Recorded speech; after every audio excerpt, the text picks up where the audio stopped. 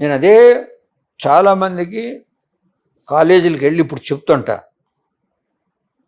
రెండే, చదువుకున్నవాడు పరమ వేస్ట్ ప్రోడక్టు, చదువుకోనివాడు is a very good citizen. ఎందుకు అని అంటే, చదువుకుండా ఉన్నవాళ్ళు ముందు స్కిల్ నేర్చుకుంటారు, దాంతోపాటు నాలెడ్జ్ నేర్చుకుంటారు. ఈ రెండు అయిన తర్వాత డిగ్రీ కావాలనుకుంటే డిగ్రీ తెచ్చుకుంటాడు.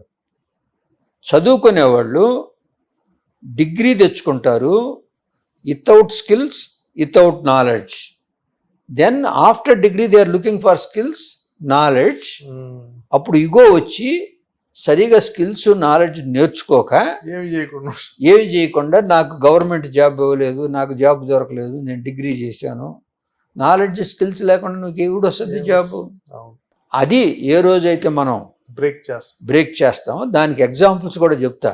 Prime minister Modi, Abdul Kalam, Ramoji Rao, Malla Reddy, LV Prasad, చాలా మంది, many who has started their career from 10th class, not 10th class, 5th standard, reached pinnacles and got the degrees.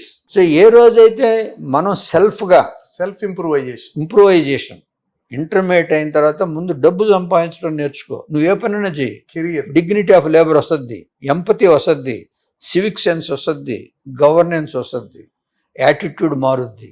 అది వచ్చినప్పుడు ఎలా మనం ఇన్వెస్ట్ చేయాలంటే బడ్జెట్ నేర్చుకుంటాం.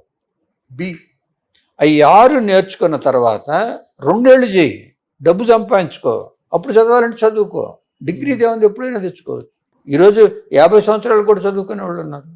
ఈరోజే 30-35 సంవత్సరాలు ఇండియాలో చదివి మళ్ళీ అమెరికా పోయి చదువుతారు డాక్టర్లు.